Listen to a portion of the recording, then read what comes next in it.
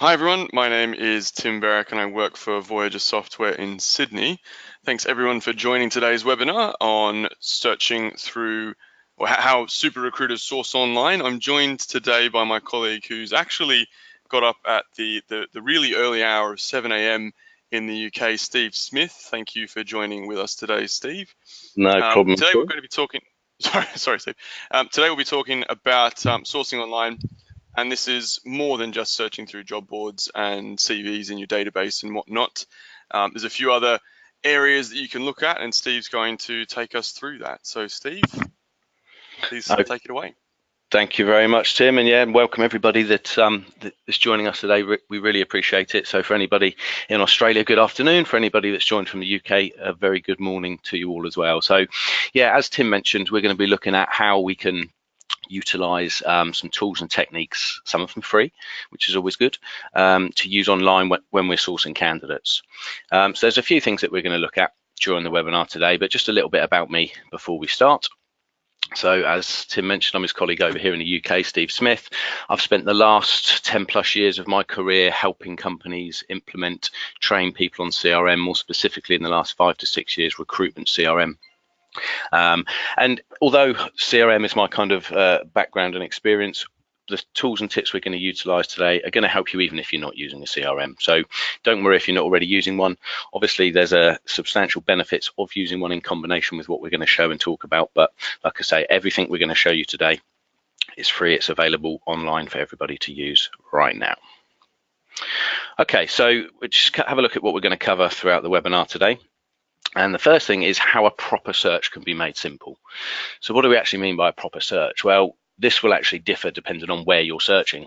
So just as a very brief example, if you're searching your own CRM for people, for talent, then you have the benefit of searching via skills and things which have been hard coded against them, which provides some substantial benefits because generally these are things based on somebody's current skill set, what their aspirations are, what they want to do in the future.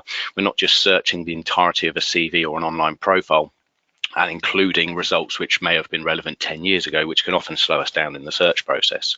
So a proper search will really depend on where you're searching, but again, we're going to look at some differences between those and how they can be made very, very easy. Again, we're going to be looking at some nice tools which are going to help speed things up for you and aid your ability to deliver the relevant candidates, the quality of candidates that you need for your clients. And as I said, a lot of these are free. It doesn't get much better when there's some free tools and tips out there. And surprisingly, there's many more out there than most people are aware of. So again, I'm just going to bring some of our sort of favorites that we know to the forefront for you, but there are many, many more out there. And we're going to look at how we can search multiple sources simultaneously, because again, searching is obviously imperative. Speed of searching is just as important nowadays. And so running these searches simultaneously without having to log into lots of different platforms is going to really help set you apart from the competition. And we've got a nice free white paper, which is actually available right now. So if you all check in your handout section, it's available to download at any point throughout the webinar. I will remind you all again about it at the end, but there's a free accompanying white paper, which is going to detail a lot of the things we talk about today. So don't worry about scribbling down notes. Everything that we mentioned today, even the more complex stuff, is going to be mentioned in that white paper. Okay, so just as an introduction then, we're going to have a look at a couple of comparisons. So first of all, traditional sourcing is often just thought of searching CV databases, online job boards such as Indeed, Seek. But as we all know, the advances in technology means that there's much more information online about people than ever before. People are publishing far more information about themselves personally and professionally online, and that's not stopping. This is just increasing. So it gives us as recruiters the ability to tap into these additional sources. Again, a lot of them are going to be free, so why not use that information? It all still comes down to knowing your market and knowing your clients, but these extra sources really can help. So the first comparison that we're going to look at is job boards versus social media. And although this may appear as though I'm really favoring social media, I'm really not, because job boards and CV databases still have their place for many markets, for many roles. But there are some key differences which we just want to look at today. So First and foremost, CV databases tend to have a lot of out-of-date CVs. Despite what they tell you, there will still be out-of-date CVs on there. So when we're searching this pot of talent, we can't be as confident that it's as fresh as we need it to be. Whereas social media, millions of brand new users every single day. And again, don't get me wrong, there are lots of accounts that don't get used, but they're very easy to spot. And so there's a lot of information available online. Again, if you're searching the same CV database, the same source as others, you're potentially fighting other firms over the same candidates. No chance of getting exclusivity. I'm sure we've all experienced the scenarios where we get quite a way down the line with a candidate to realise that they're actually working with a number of others, and so our efforts have been largely wasted. If we're searching social media, we're much more in control of who and what we're searching. So again, a much higher chance of getting exclusivity. Also, your clients can go direct to a job board. There's nothing stopping them do that. Many will do that. So again, coming forward with a candidate to be told that they've already got that candidate's details, a much lower risk if we're searching directly onto social media, searching people that are already employed, the people that aren't uploading CVs to job boards. In terms of the actual data that we're searching as well, so CVs do tend to focus on what a candidate aspires to be, not necessarily what their skill set actually is. Obviously, if they're writing an honest CV, then you will get a good grasp of that. But the difference with social media is that people tend to puff out their chest in terms of what role they're doing. So LinkedIn specifically, I'm going to really promote my role now for the company that I work for now, and so it gives a much more accurate view of what my skill set is. And again, job boards most charge a fee. Yes, you can get some free accounts, but you're much more limited in terms of what you can be pulling from those accounts. Whereas again, social media, unless of course you're paying for a LinkedIn Premium or Recruiter, tend to be free. And it's like I say, there's some key differences. I'm not by any means saying that job boards don't have their place. They absolutely do, but we need to be a lot more selective in terms of where we're searching data nowadays. So targeting then, and I mean, we've used the old archer analogy here because much like an archer, we don't just pick up a bow, put an arrow in and fire. They take into account wind speed, direction, distance. And when we're searching candidates online, we need to also consider these additional bits of criteria which really help us hit the bullseye. So some things to consider, and the first few of these are going to be pretty self-explanatory, but again, we just want to highlight a few key sort of different areas where super recruiters are thinking a little bit harder.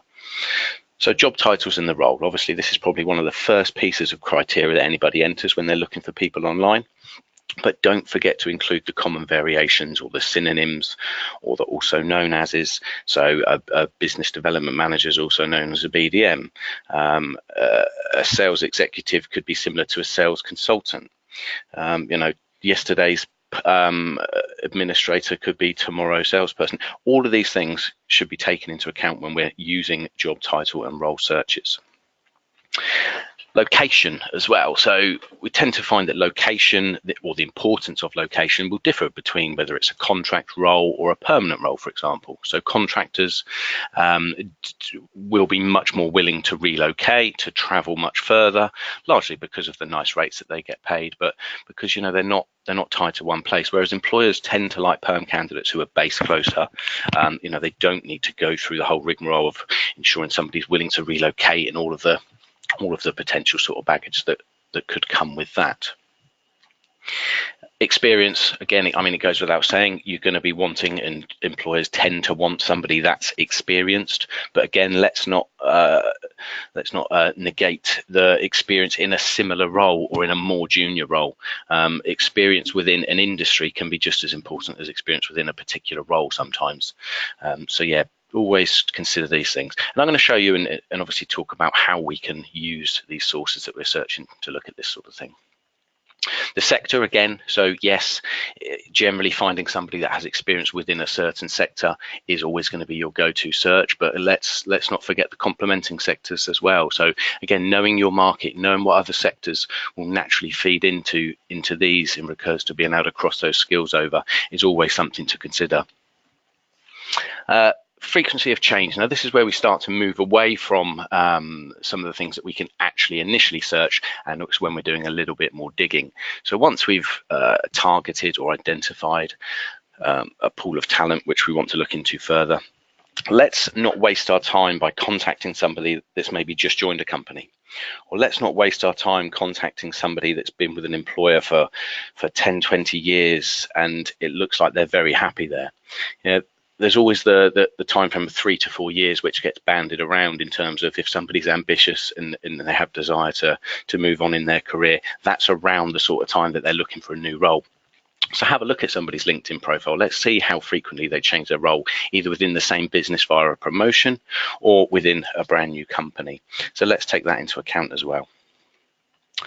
Now, interests, professional and personal. So we can start to get a bit of an idea about people's interests from more professional sources such as LinkedIn. But this is where we can start to tap into the more social, the more personal sites such as Facebook and Twitter. Because, you know, this is generally the place where people talk about what their interests are. And as we all know, it's not just about having the right skill set, the right level of experience. It's about believing in the same culture as the company that they're potentially going to be working for, and that they're going to fit in. And these interests, whether it's professional or personal, will often help us to establish whether they are going to be a good fit. But again, it all comes down to you knowing your markets and you knowing your clients. You know, technology is never going to replace what the recruiter, what the human being is doing, but it should always help point us in the right direction. Okay, so ambition. So again, this is another harder one to judge, but again, social media sites such as Facebook can often give away some very nice little tips. So, you know, if I can see from a very quick look after finding somebody on LinkedIn that on Facebook, they're talking about wanting, you know, the next holiday, or they're aspiring to do certain things, that's an indication that they've got ambition, you know. These flippant comments can often give a lot away. The same with desire.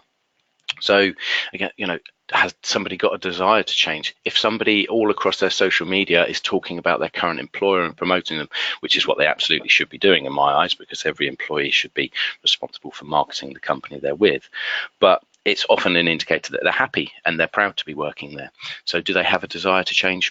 I don't know, maybe they do, but it's something else, again, which people should be taking into account.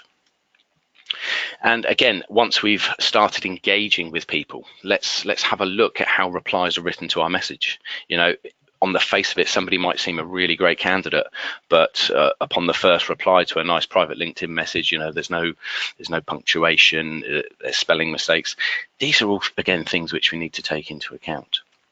And the same with the telephone manner when somebody's speaking to you. You know, if somebody's not confident yet, you're considering them for a role or a company that needs somebody that has that confidence in a sales role, for example, then these are things which we should definitely be taking into account and making note of as well, because it's great that we're using all of this information to find the people we need, but unless we're logging what's effective and what's not, we don't really get as much value out of it as perhaps we should.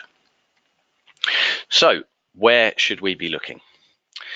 We've mentioned social media, obviously LinkedIn being the primary source. It's a great source of professional information. Around 250 million active monthly users. I suspect that's probably gone up since this was published. It was correct at the time we did it a couple of weeks ago, but this is a growing number all of the time. So we should definitely not negate searching LinkedIn. Again, for some roles, it's not going to be relevant and job boards are going to be far better placed. We've mentioned Facebook earlier. So again, I wouldn't say that Facebook would be a primary source for searching candidates, but it's what I would call a supplementary source, whereby, you know, I can find additional information about somebody. I can maybe get an idea of their desire, their ambition, their interest before we start engaging with them. And it will often help us build some rapport if we do come in armed with that additional information as well. Twitter, again, I mean, it's one of these things which I would maybe refer to, but there's a lot of people active on Twitter, 336 million active monthly users. That's not the number of accounts, that's the active people that are using it. So huge numbers of people there. And of course, you know, our CRM. So although the focus today is about sourcing online, the ultimate goal is to end up pulling these people into your own CRM, whereby, of course, we can then tag them. We can then get a much better understanding about their interest, their desire from having that conversation. So again, yes, we're going to be tapping into these online sources, but ultimately we then want to feed them into a system which you can manage and you control and you can search much more effectively. Okay, so on to some of the free tools and tips now. Everybody loves something that's free, especially me. So let's have a look at some of my favorites, which I think are really going to help you in your sourcing activities. So the first thing, and again, I'm really surprised about how many people don't know about an Xray search. We're specifically going to be looking at an Xray Google search today. And it's something which is free. It's available to everybody. If you can use Google, then you can do this. And as it's called Xray, hopefully it gives away a little bit about what it enables us to do. But just to kind of dig a little bit deeper into that, we're going to have a look at how an Xray search can be made simple. Some things to consider is that an Xray search, as with any Xray, is going to reveal much more about the site we're searching. And what I mean by that, and just as a brief example, if I was searching LinkedIn from the inside with a basic account where I don't pay, I'm only ever going to see 100 results. Even if my search tells me that there's 3,000, 10,000, it will only ever let me see the first 10 pages. Click on page 11, try it. It's going to try and get you to upgrade. If you're lucky enough to have a premium or recruiter, then you can obviously tap into a few more, but still you're going to be much more limited. Whereas if we're searching from the outside, an Xray search via Google, I'm going to see 1,000 results. So 10 times more results from searching using Google search engines than I would searching LinkedIn directly. A number of reasons for this. Google uses very advanced search robots. It's arguably the best search engine in the world, so LinkedIn reveals much more. Now, there's some other benefits of that as well, which we'll tap into a little bit later. But yeah, Xray searching, really effective. Now, you do need to use the correct Boolean logic when you're effectively searching via Xray. But again, don't worry too much about that, because there's some nice tools and tips which are really going to help us with that. So even if you're not a Boolean logic, even if you know nothing about Boolean, you can still use an Xray search to help you. And lastly, if a website such as LinkedIn change or have an overhaul or have a facelift, you will need to tweak the URL that you're using, but it's very easy to resolve. And again, you know, some of the free tools and tips I'm going to show you today means that you don't even really need to worry about that. So let's have a look at an example of an Xray search. Now, this is an Xray search, a very generic one. We're looking for regional managers in Australia. So again, it's yielding a high volume of results, 484,000, but don't forget, I'm only ever going to see 1,000 of those. And you can see it's quite a complicated Boolean string. We'll explain, and I explain a little bit more in the white paper about what each of these sections mean and how we can tweak it to get a much more refined targeted search. So let's have a look at an example of that. So all I've simply done here is added the term Voyager software into my search, and it has directed me straight to the lovely Tim, who of course we all know from earlier on in the webinar. So again, very simple. You don't need to be an expert in Boolean to do this, but I still appreciate that if you've not used Boolean logic or Xray searches in the past, this can be quite bewildering.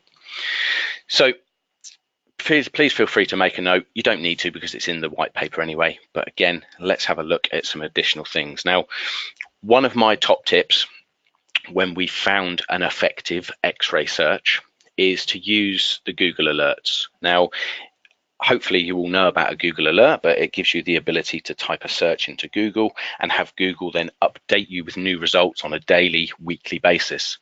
So let's think about this in the context of sourcing online. If we create a really effective Xray search which shows us a list of candidates from LinkedIn, but that list can be updated and emailed to me daily or weekly, it means that as soon as somebody new fits my criteria, I'm going to be notified about them. So top tip, use a Google alert with an effective Boolean search, and I promise you, you will be getting some really nice updated results fairly regularly on that. Okay, so if you have no experience with Boolean, if you don't want to learn it, then it doesn't matter, because there are some free tools out there. Now, this is the first one which I wanted to talk about. The reason I talk about this one is because it's very quick, very simple. You don't need to know anything about Boolean. You can see, you can just type phrases, terms. You don't even need commas in there. You can target it specifically on a certain country as well, but this will create the Xray Google search for you. So it will create the Boolean string for you to try out, and of course save if it's any good. The next one on my list, and this is my personal favorite, is a tool called Recruitum. Now, again, this is a free tool. It's available to everybody. It was designed by a little creative outfit called Clever Biscuit. They've created some really smart tools, but specifically this one for recruitment, I think works really, really well. The reason I like it is because the fields are labeled clearly. The job title field, for example, you start to type and it brings up a list of preset job titles, so it saves you typing. You can include or exclude keywords. You can target specific employers as well. But what this will do, again, it will create this big, long, complex Boolean search for you, which of course you can copy to put into your Google Alerts. So again, you're going to have regular updates being sent to your inbox. We can save this search as well. And by hitting the green button, it will open it in Google and show us the results. Now, like I say, don't worry too much if you haven't made notes of those. Everything's in the white paper. Now, we talked earlier about how sourcing online can be really quick, really easy, and help build your own talent pool. Now, when you're sourcing online and using that in combination with your own CRM, if you have one, this is where things become really, really powerful. Because comprehensive recruitment software will help you search multiple sources simultaneously. Everything I've shown you thus far could potentially be time consuming if you're doing it in a fragmented way. If you're running your search across the sites which you know yield good results for you at the same time, it's going to speed things up massively. A good CRM will help auto skill and code candidates for you as well. So again, as I said, searching by these codes, these things which are hard coded against people, is always going to be far more accurate, far more targeted, and far faster. So when adding this data to your own CRM, let's make sure that our system is either helping us to auto skill or we are hard coding skills against candidates. It's going to check for existing records and duplicates as well. I mean, if you're working in a big firm where everybody's running this online sourcing, or if you've got a resourcing team which are sourcing candidates for you, then we need to make sure we're not wasting our efforts. We're not doubling up on work when we don't need to. So at the point you try to add data to a CRM, it should be telling you that that person is already on there, that they have already been spoken to, and here's the complete history about them. Because if not, you're at risk of alienating people by contacting them and talking at cross purposes. And of course, you're then ultimately going to be slowing yourself down. A decent CRM will also help you identify potential job or client matches. Now, of course, when you're sourcing candidates online, you tend to be doing it for a reason, with a client or a role in mind. But there could be other opportunities, either with yourself or even with one of your colleagues. So when data is added to your system and it's being coded effectively, the system should be able to highlight potential opportunities of other clients which might be interested in that candidate, etc. And of course, logging the source. We want to ensure that where we're spending our time is being effective for us. So a good system will enable you to log the source of candidates. A good system will enable to track whether these candidates are getting through to interview, to placement, and ultimately how much revenue we are making from our time spent searching all of these sources. Now, we're just going to have a little look at Voyager Infinity, which is one of Voyager's products. Like I say, this isn't a plug for the product. It's just to show you what a CRM can do and is possible to do for you. But everything I've shown you thus far, you can do without a CRM. This just really helps to really kind of supercharge everything you are doing. So we're just going to jump across to Voyager Infinity now to show you this in action. Now, as we talked about earlier, there will be sources which work better for you. I've got a few examples here set up in Voyager because it's going to enable me to search Indeed, Recruitum, as we talked about earlier. It's going to create that LinkedIn Xray Google search, but of course we can also search LinkedIn directly here. So we're just going to use a similar term to what we used earlier. Let's do this one here. Now, this search term, if you can use Google, then you can use this. You put in one search term. Like I say, the benefit here is it's going to search multiple sources simultaneously. Now, we're being very specific with this search criteria here. So for the purpose of the webinar, just to show you what we can find. So here you can see that search term has revealed, again, my colleague Tim over in Australia. Now, you can set up various different sources up here. So if you are using a different job board other than Indeed, then absolutely you can just get this set up. Voyager will help search that source, putting this criteria into the place it needs to be. Now, the thing I really like about LinkedIn, and again, the thing I like about job boards, is the fact that I can download the data that I find.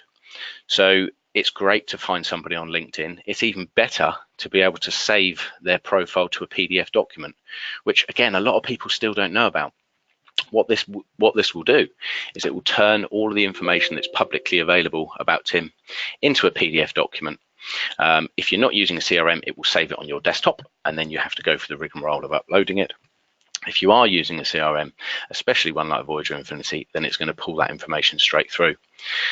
And just to show you what this looks like when it arrives, here's that lovely PDF which LinkedIn produced for us.